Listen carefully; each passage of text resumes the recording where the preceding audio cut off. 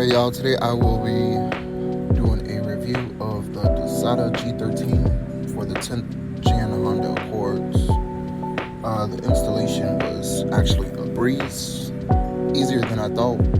I didn't get to do the unboxing and everything with you guys because I was kind of in a rush to get this done. But today I'm going to go through some of the features, so just hang around and see what we got.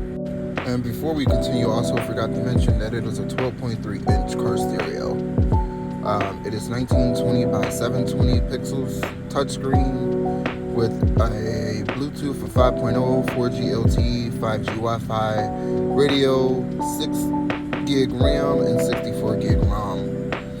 So what that means is the touchscreen on this boy is actually pretty good.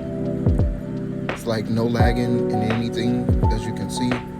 Everything scrolls. Now, I have not went through many of these apps because I immediately just plugged in and used CarPlay. But in addition to that, like I said, you got Bluetooth. It's a few different options you can use. You can do Wi-Fi.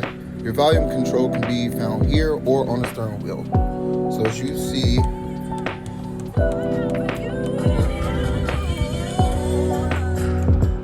and then that leads me into the stereo. So it comes with the amplifier app. On the amplifier app, you can adjust. I don't really know that much about these tunes, but I adjusted to what I thought sounded good to me. So as you can see, I got some custom controls back here. This is just kind of where I'm at. Everything sounds good to me. And then if you want to go back home, it's just a quick swipe down, home button. But like I said, you also have the option to do CarPlay, which I'm already connected. And again, all the apps on your phone, you know. Now, I will say the feedback from the CarPlay is a little bit slower than being on the actual home of this outside of the CarPlay. But as you can see, all the functions, GPS, radio. Another thing that I like is when you turn your lights on and off, it changes the mode.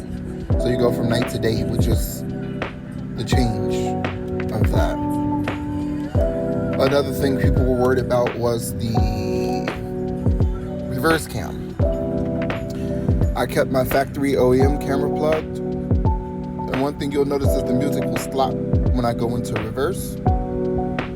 As you guys can see, the picture is pretty clear back there. There's different angles that you can change. But yes, OEM camera works great. Sorry about that glare. But yeah, another thing or feature that I wanted to mention was the inclinometer. Now, I don't really know much about that because I hadn't played with that. But you do have the option to uphill, downhill tilts. It has a little built-in alarm if it feels like the vehicle is not leveled, good enough.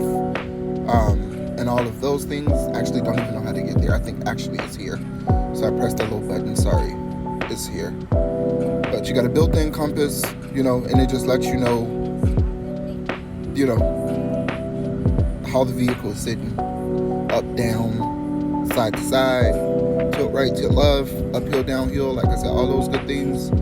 I'm in the mountains, so actually that will come in handy going further into the mountains myself. But as of right now, I have not used that.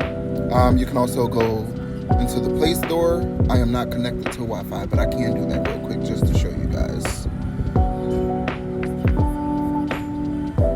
But no, if I do that, it's going to actually turn off my CarPlay. But that's okay. That is all good. Should have one of my phones here. It's probably going to automatically go right back to CarPlay. Okay, so after fighting with that for a little bit, I was actually able to go ahead and get the CarPlay turned off and get the Wi-Fi hooked up. But as you can see, this is the home page of the Google Play Store. I am actually really not familiar with this because I am an iPhone user, but nonetheless, it doesn't take a rocket science to figure it all out. But literally any app that you pretty much can get, you can put it on this. It's pretty much like a tablet on wheels for you, Now, some features are obviously disabled as you are driving. and my CarPlay is continuously trying to connect after I have cut it off. And there we go. At least you got to see I can connect Wi-Fi. And I'm sorry, this video is all over the place. This is my first time ever doing anything like this. Kind of partner with the company. But yeah, this is the basics. Like I said, that touch is actually pretty good. It's pretty decent. Like I said, the CarPlay touch slows down just a little bit. I mean, you guys seen that firsthand. I mean, it's not horrible, but I don't think it's worse than any CarPlay in any other car, you know? But like I said, the touchscreen itself is actually pretty fast. Oh yeah, and then let's just do like the amplifier. Like I said, going back to that, one thing that I did that made a big difference to me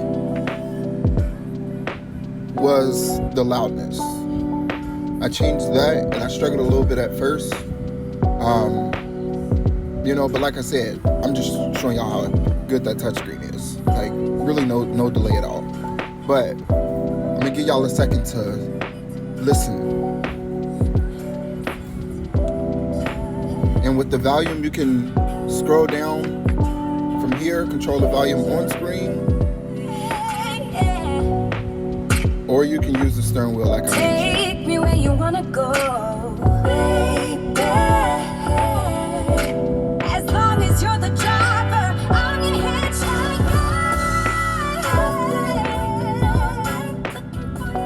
So yeah, I'm not even gonna go all the way up, but it's so much better than my factory speakers. The most important thing when installing this unit, though, I'm gonna go back to that, is I'll clip those brackets into this video. But when you are installing the radio that goes behind all of this, and when I tell y'all, don't be intimidated, it is actually really easy to do this.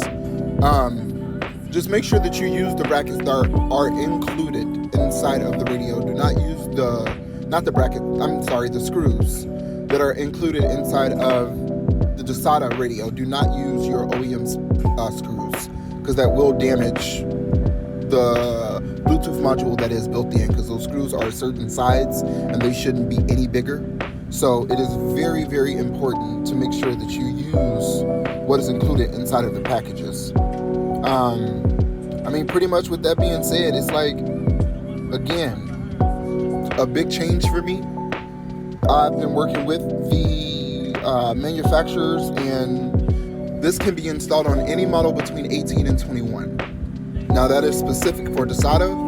I am not sure about any of the other brands, but whatever your trim is, whether it's EXL, Sport, Touring, any of the above, you should be able to get this installed with no problems at all. As you can see, I forgot to mention that the AC controls pop up on screen.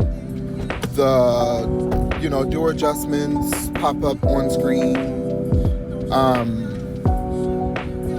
And I'm not exactly sure what else, but that's pretty much it.